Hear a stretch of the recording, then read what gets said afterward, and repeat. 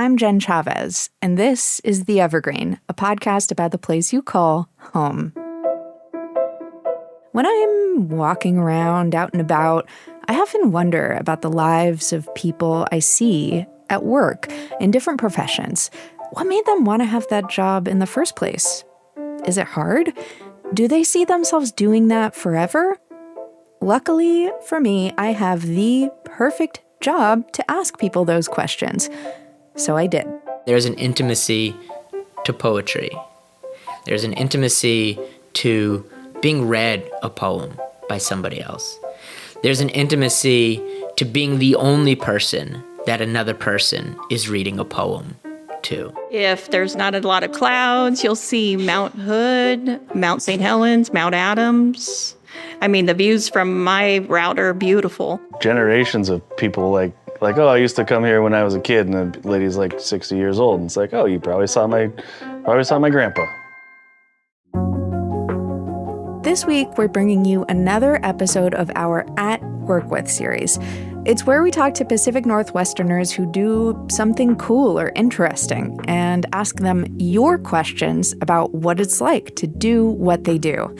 First up, let me introduce you to someone you may catch gazing out a window.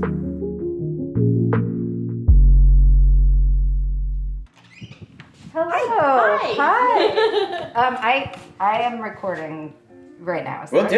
Yeah. Okay. Thank you. Oh my gosh. Thank you. I'm in Anis Mojgani's studio. He served 2 terms as Oregon's Poet Laureate. This is where he writes and works on artwork. It's crammed with books, papers, and art supplies. The thing Mojgani likes best about his studio is the window. The light comes in really, really lovingly. It's right across from a schoolyard, so I get to kind of like watch the strange ongoings of comedy and drama on the schoolyard between the ages of like 5 and 13, which is just fascinating. One night, a friend dropped by and inadvertently gave him the idea for a poetry event he's been doing occasionally for the past 2 years. Yeah, I was like hanging out at the studio, and my friend Jenn was coming by, and she knocked on the window, and we started talking through the window as opposed to like going to do something. And it just felt like fun. Like there was something about it that felt like, very old school, like Sesame Street. We were like, we should do this again, just hang out with the window, but maybe with more people. The readings are called simply Poems at Sunset Out a Window. I made up a poster, and 2 days later, like 50, 60 folks were outside the window sitting on chairs in the street, and I read them poems at sunset, and, it just felt like nice. Eyeless and beautiful, you make your way still through. Oh, little heart, that I could lift you out my chest, hold you safe in my palms, let you know how safe and already loved you are. Touch the one thing you want so much to give away to others. Kiss you and set you down gently back inside of my own being. Oh, little heart, it is morning. There is no need for dreaming. Are there not 2 of us here already? Lead me. Tell me where to follow you, and I will. One of the things he likes about it is that it's different every time he does it. I have a list usually of like poems that maybe I'll read, but I never know like what's going to happen at the window, what I will talk about, what I will say. And so it allows me as an artist to, I think, connect a bit more fully with my own ideas of like, what does it mean to engage with performance? What does it mean to engage with audience? What does it mean to kind of, perform art for people? One of our listeners was curious about what goes on at Mojgani's studio when he's not performing. They asked, what does a good writing day look like for you? Sometimes like a good day is just like the fact that I showed up and sat down for work, and that I'm just here and I'm making myself present, and I'm doing the work of just kind of like seeking to let go of any of the noise and the doubt and the hurt that is just kind of like constant conversation seeking to keep me from those tasks at hand. I think ultimately, like, if at the end of the day, like, I just felt like I was present in some form or fashion. Like, I want some sort of engagement with myself, with the world around me. Another listener wanted to know, did Mojgani discover he was a poet, or did he always know in some way? You know, I definitely had the room to let my imagination spin stories and write those down, but didn't really think about what my relationship to poetry could be until taking a creative writing class in my last year of high school. And that introduced more poems to me than one normally receives in the classroom throughout school, and also prompted me to start writing poems, you know, and kind of like, well, what does that mean? What does it mean to write a poem?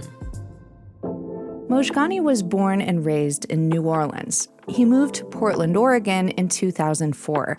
He said becoming poet laureate made him feel like his chosen home was really embracing him.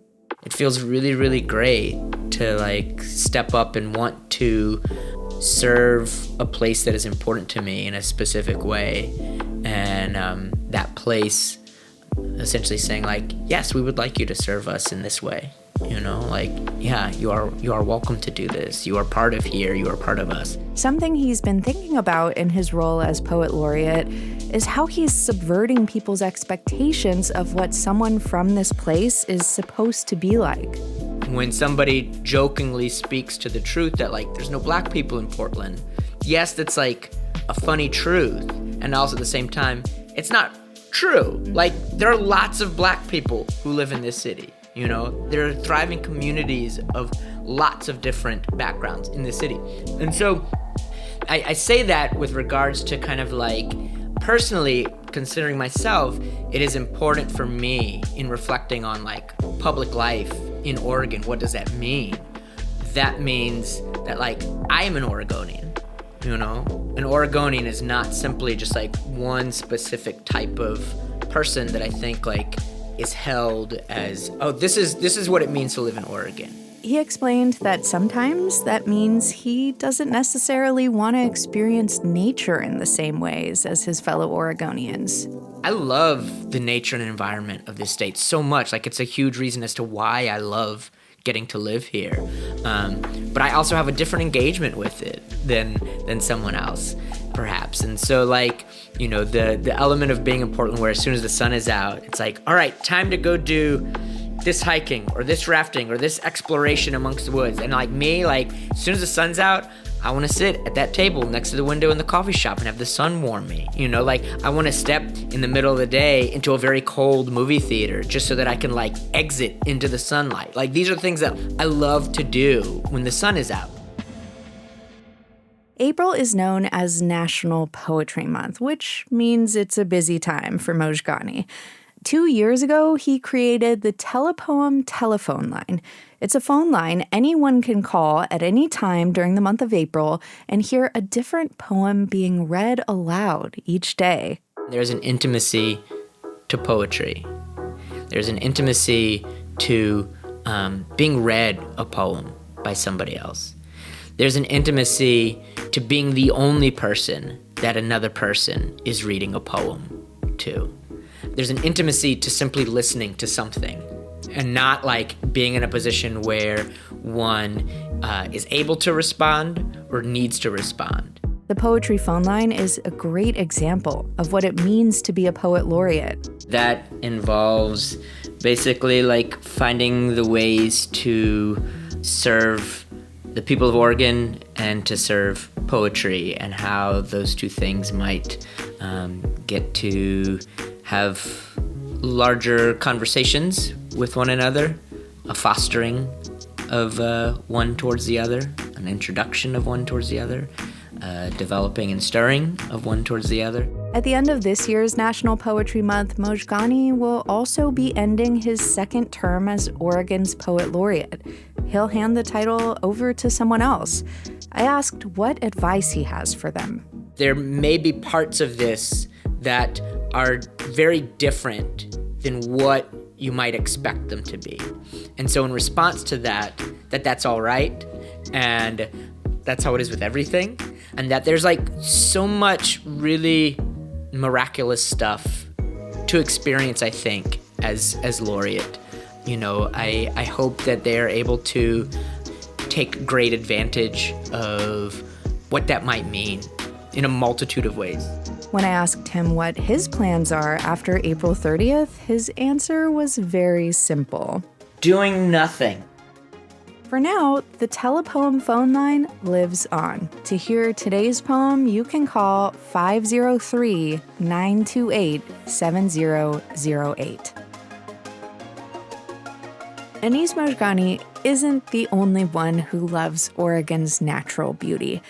Connie Gunn spends most of her day admiring the views or dealing with the weather. That's because she's a mail carrier in rural Scappoose. My colleague Lillian Kerbake spent the day with her.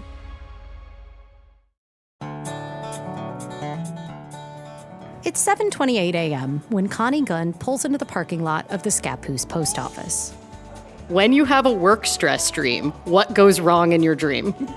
I don't deliver the mail. I go home, I load up, and I go home, and I go to bed, and I wake up at like 8 o'clock at night and forget that I didn't go and deliver. That's never actually happened in the 21 years Connie Gunn has been a mail carrier out of Scappoose. Her route requires 46 miles of driving through twisty gravel mountain roads and reaches 1,600 feet in elevation. And she does it all in one of the 30-year-old iconic metal USPS box trucks, driving on the right side of the road. They're appropriately called long life vehicles, or LLVs. The LLVs are 20 degrees hotter inside than it is outside. And so when it's 80 degrees outside, it's about 100 in our vehicles. It's just like a little microwave oven in there. She has a secret for that, though. I have a swimming pool to jump into halfway through my route if I need it. Okay, tell me about the logistics of jumping into the swimming pool, because I imagine. I only take off my shoes, fully clothed in the swimming pool. That's it. And they have a towel waiting for me. It's great. After 10 years on the same route, Gunn has become friends with many of her customers. Her journey as a postal carrier began in the early aughts after she separated from the military as a combat medic and a radio operator in the U.S. Coast Guard. So when you first start, you're a rural carrier associate, and you can work anywhere from 4 to 10 days a month. She worked every Saturday for 11 years as an RCA. She had to wait until someone retired to become career with full-time hours. 10 years ago, she bid for the first route that opened, Rural Route Number 2, her least favorite. I stayed away from it like the plague. Why? It was too far out. And at the time, I had like a Columbia River Highway / in-town route, and so I thought that was just easier. But she's fallen in love with it over the past decade. If there's not a lot of clouds, you'll see Mount Hood, Mount St. Helens, Mount Adams. I mean, the views from my route are beautiful. But it's not all sunshine and mountains. What's the hardest part about being a mail carrier? Sometimes it's the time. It's the time that it takes to do your job, hoping that you'll get off in time to be with friends and family or an event. I think that can be overwhelming and stressful. I mean, besides weather. Weather's always stressful. The first thing on today's agenda, sorting the mail in the back room. Oh, you each have your own little, boxes. Yes. A lot of people think that, it's already sitting here ready for us in our vehicles and we don't have to do anything. No, there's a lot more to it than just that. And there is a lot to sort. Gunn stands in a small cubicle decorated with mail-themed gifts from her customers. She starts organizing every single piece of mail in her 724 address route. There are labels for every customer. And I start with flats, which are what you considered magazines. And then I take my chucks, or what you guys consider small parcels, and put those into my case. And then I pull it all down, and then I'm ready to go out on the street. She moves quickly, almost like a ballerina, glancing at each letter and pivoting to the exact spot in the cubby where it gets slotted in. She knows her route. Because it is a lot of sequencing, a lot of memorization. Once she's organized today's 36 inches of letters, the mail volume is measured in feet, it's time for the packages. She scans every package. That's what triggers the delivery update emails we all anxiously wait for. So it tells me what section it's in, and then they should be in perfect delivery order. After Gunn organizes her mail, it's time to load it all into a pumpkin. That's the nickname for a large orange rolling cart to get it to the loading bay. Oh, I could have taken that pumpkin. Okay, so I need to try to get by. They really do look like a Cinderella-style pumpkin. On an average day, it takes her a little over an hour to sort all of her mail and get it loaded into the back of her truck. She likes to be out by 9 a.m. She's a bit later this morning because I'm slowing her down. She starts organizing the large packages into the truck. Some of them are almost as big as me. The dog food are the big ones. The kitty litter, the dog food, the cat food. About 1/3 of her route gets an Amazon parcel in a given day. Amazon doesn't deliver on my route very much because there's no internet service up there or there's no cell service. They tried to deliver on her route, but the drivers kept getting lost. She said they would ask her for help. During the pandemic, package deliveries went way up. Gunn had a 9-month stretch where she had no Saturday relief and worked 6 days a week. There were sometimes we worked until 9, 10 o'clock at night. While Gunn is loading the packages, I ask one of your listener questions. Do you have to wear a uniform as a rural carrier? No, but Gunn still wears postal-inspired shirts most workdays. Because I'm proud to be a worker. But her shirts might be a little jokey. I have one shirt that says Monday, deliver mail, Tuesday, deliver mail. Then it comes to Saturday and it says maybe deliver mail. Now, after hours of sorting and loading, Gunn's ready to roll out. She delivers to a few apartment mailboxes near the post office and then quickly turns into the hills. She deftly maneuvers the metal box truck with ease on twisty gravel roads, through the trees, running packages down long driveways when needed. A few people and friendly dogs stop to say hello. She has about 6 hours of driving ahead, as neither rain nor heat nor 55 degrees and overcast will stay this courier from the swift completion of her appointed rounds. That was OPB Weekend Edition host Lillian Kerbake from behind an LLV somewhere off the Scappoose-Vernonia Highway. And listen, I gotta say, I'm a little envious of the swimming pool Connie Gunn has access to during her workday. Personally, I love a good swim, whether it's jumping in a pool or wading into the Pacific Ocean. And so for our next At Work With, I returned to, you guessed it, the Oregon coast. In Cannon Beach, I met a family of professional candy makers that's been hand-making Saltwater Taffy, that iconic coastal treat, and other candies for over 60 years. I tagged along with our friends from OPB's food series, Super Abundant. We got to be the proverbial kids in a candy store and find out how the sweet, stretchy, chewy stuff gets made. Follow the salty ocean breeze a few blocks from the beach and you'll arrive at the pink and white striped home of longtime Cannon Beach candy shop Bruce's Candy Kitchen. It's run by a family of candy makers that's been making treats like Saltwater Taffy for 4 generations. It's like walking into a rainbow. Glass displays glisten with truffles and brittles, gummies and sours, caramel corn by the bag, even little seagulls made of chocolate. In the middle, a case shaped like a giant canoe holds dozens of flavors of Saltwater Taffy, all made in-house by folks like owner and production manager Brian Taylor.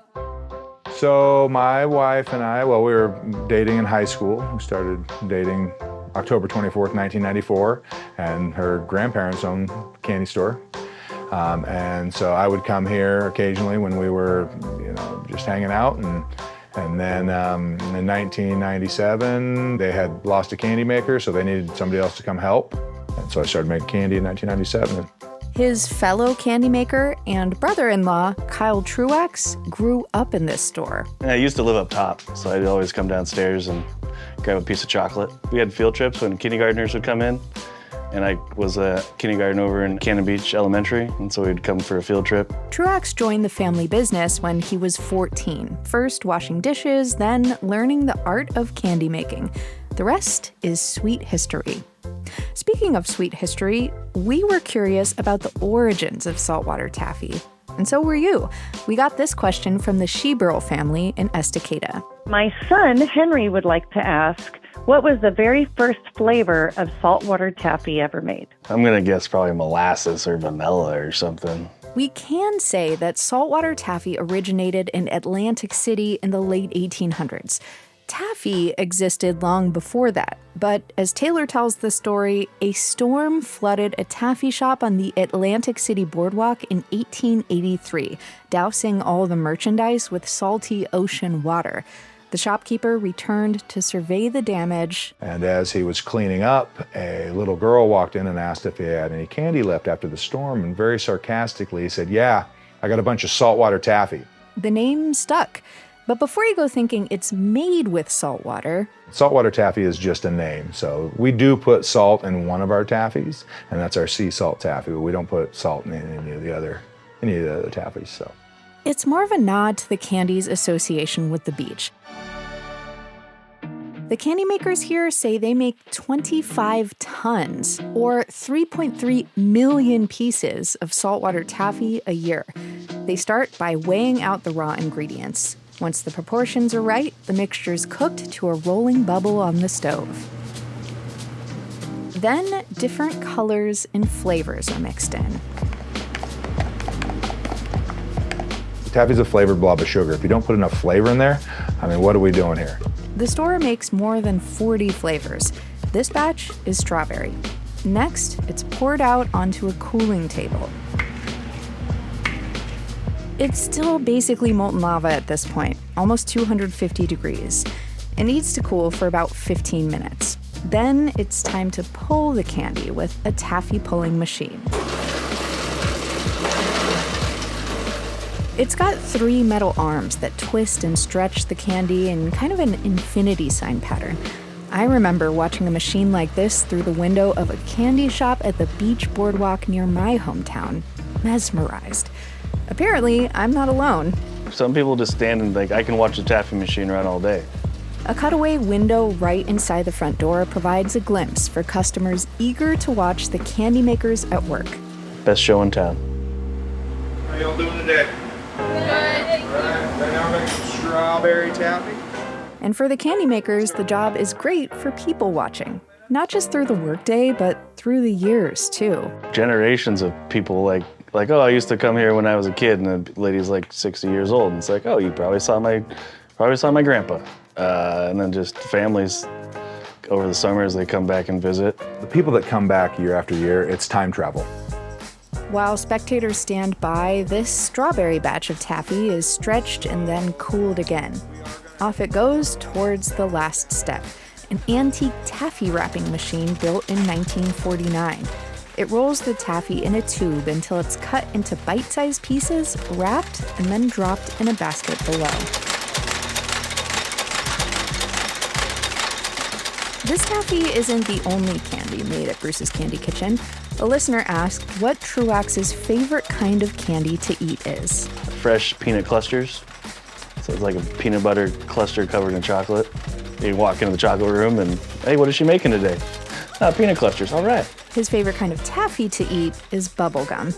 Along with working with his family, sharing fresh candy with their customers is his favorite part of the job. Meeting a lot of people, filling the sample basket.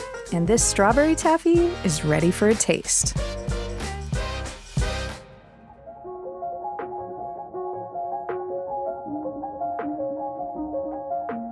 This At Work With was a collaboration with the team behind OPB's Super Abundant series, all about the Pacific Northwest ingredients and foods you know and love.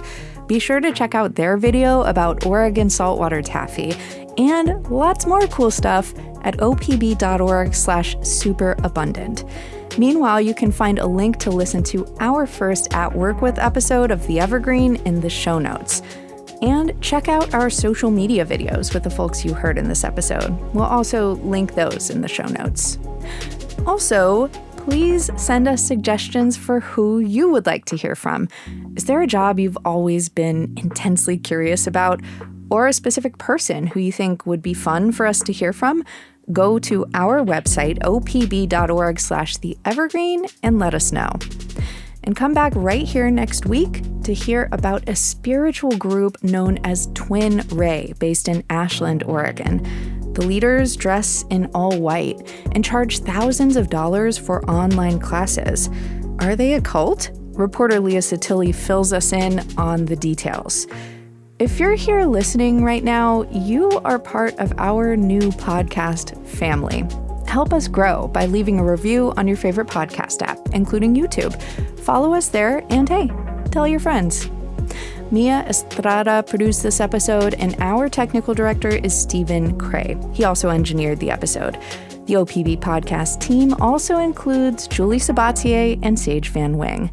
Lillian Kerbake, Julie Sabatier, Megan Cuthill, Stephanie Gordon, and yours truly did the interviews you heard. The music in this episode is from Audio Network. And don't forget, if you have a question for us, please feel free to reach out. You can hit us up by email at theevergreen@opb.org. I'm Jenn Chávez. Catch you later.